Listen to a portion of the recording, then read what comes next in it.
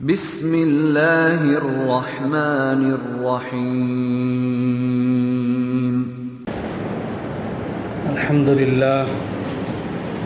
للہ وکفا وسلام علی عبادہ الذین اصطفى، اما بعد فقد قال اللہ تبارک وتعالی فی القرآن المجید والفرقان الحمید، اعوذ باللہ من الشیطان الرجیم، بسم اللہ الرحمن الرحیم۔ واسألهم عن القرية التي كانت حاضرة البحر إذ يعدون في السبت إذ تأتيهم حيتانهم يوم سبتهم شرعا ويوم لا يسبتون لا تأتيهم كذلك نبلوهم بما كانوا يفسقون، صدق اللہ العظیم۔ بزرگوں اور دوستو، میں نے جو آیت کریمہ آپ حضرات کے سامنے تلاوت کی ہے، اس کا ترجمہ یہ ہے، اللہ تعالیٰ فرماتے ہیں، اے نبی صلی اللہ علیہ وسلم، آپ یہودیوں سے پوچھئے اس بستی کے بارے میں جو بستی سمندر کے کنارے تھی۔ اذ یعدون فی السبت، جبکہ وہ بستی والے ہفتے کے دن کے بارے میں حد سے تجاوز کرتے تھے۔ اذ تأتیہم حیتانہم یوم سبتہم شرعا، جبکہ ہفتے کے دن ان کی مچھلیاں ان کے سامنے آتی تھیں۔ وَيَوْمَ لَا يَسْبِتُونَ لَا تَأْتِيهِمْ، ہفتے کے علاوہ دوسرے دنوں میں مچھلیاں ان کے پاس نہیں آتی تھیں۔ كَذَلِكَ نَبْلُوهُمْ بِمَا كَانُوا يَفْسُقُونَ، ہم ان لوگوں کو اسی طرح آزماتے تھے ان کی نافرمانیوں کی وجہ سے۔ محترم حضرات، اس آیت کے اندر اللہ تبارک و تعالیٰ نے حضرت داؤد علیہ السلام کے زمانے کے یہودیوں کا قصہ ذکر کیا ہے۔ حضرت داؤد علیہ السلام کے زمانے میں یہودیوں کی ایک جماعت سمندر کے کنارے آباد تھی، مچھلیوں کا شوقین تھی، مچھلیوں کا شکار کرتی تھی۔ اللہ تبارک و تعالیٰ نے ان لوگوں کے لیے ہفتے کے دن عبادت کرنے کا حکم دیا اور انہیں ہفتے کے دن مچھلی پکڑنے سے منع کیا تھا، لیکن اللہ تبارک و تعالیٰ انہیں آزمانے کے لیے ایسا کرتا تھا کہ مچھلیاں ہفتے کے دن بے شمار سمندر پر نظر آتی تھیں، ہفتے کے علاوہ دوسرے دنوں میں مچھلیاں ہی نہیں ملتی تھیں، جس کی وجہ سے شیطان نے ان لوگوں کے ذہنوں میں ایک حیلہ ڈالا۔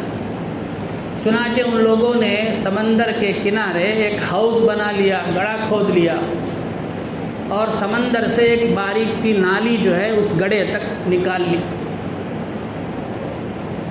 اب کیا کرتے تھے، ہفتے کے دن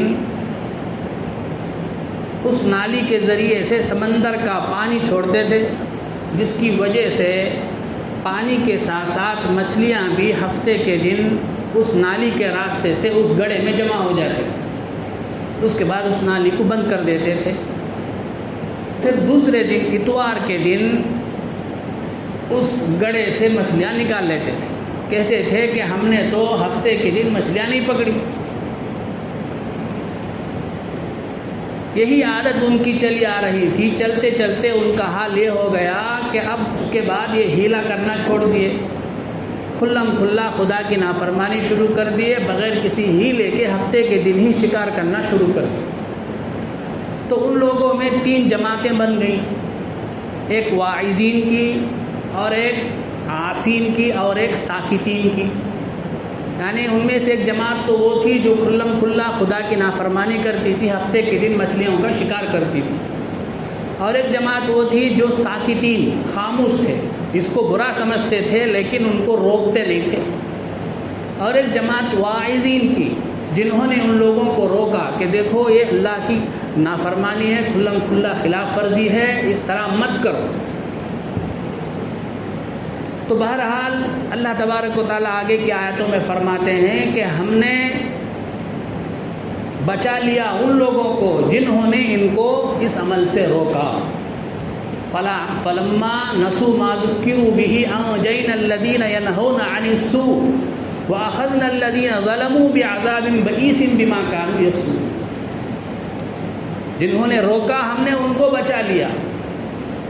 مفسرین کرام فرماتے ہیں جو خاموش تھے چونکہ انہوں نے دل میں برا سمجھا، اگرچہ نہیں روکا لیکن دل میں ان کے اس عمل کو برا سمجھا، اس لیے اللہ نے ان کو بھی بچا لیا. لیکن جو جماعت کھلم کھلا نافرمانی میں مبتلا ہوئی ان کے بارے میں آگے اللہ کہتے ہیں فلما عتوا عما نهوا عنه قلنا لهم كونوا قردة خاسئين.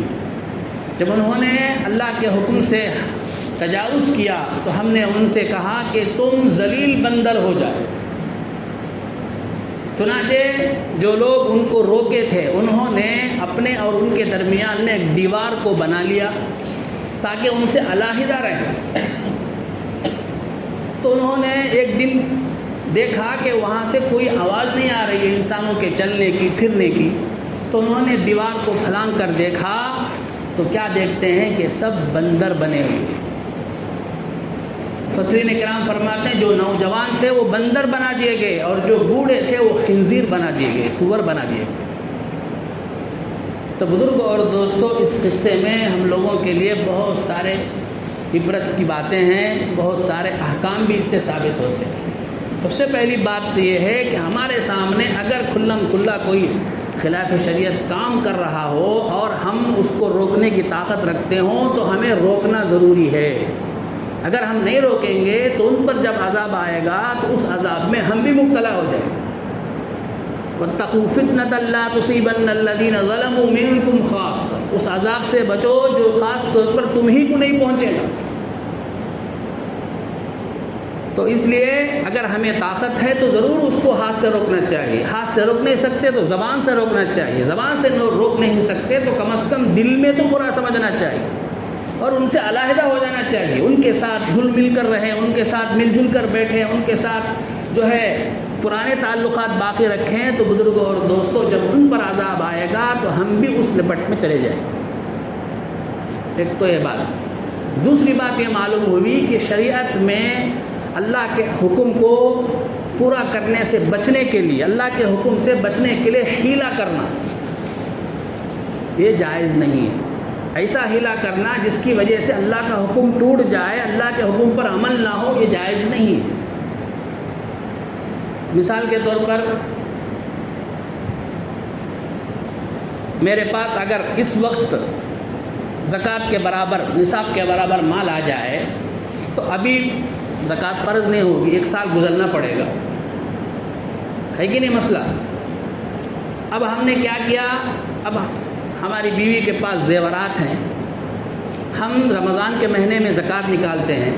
تو ہم نے کیا کیا، رمضان آنے سے پہلے شعبان کے مہینے میں بیوی سے کہا کہ تم اپنا مال مجھے دے دو، مجھے مالک بنا دو. چنانچہ بیوی نے ہم کو مالک بنا دیا. تو اب ہم کہیں گے کہ میرے پاس تو ابھی مال آیا ہے، سال تو گزرا نہیں، لہذا میرے اوپر زکوٰۃ نہیں. اب اگلے سال جب پھر پورا سال ہونے کے قریب تھا تو میں نے کیا کیا، ہم نے کیا کیا، اپنی بیوی کو کہا کہ تم مالک بن جاؤ. ہم نے اپنی بیوی کو مالک بنا دیا. اب جب بیوی کے پاس مال گیا تو اب اس کے پاس ابھی آیا، پورا سال نہیں گزرا. تو اسی طرح سے ہر سال کرتے رہیں گے تو بزرگوں اور دوستوں کیا ہوگا، کسی سال بھی زکوٰۃ واجب نہیں. یہ اللہ کے حکم کو توڑنے کا بہانہ ہے، یہ جائز نہیں، یہ حرام.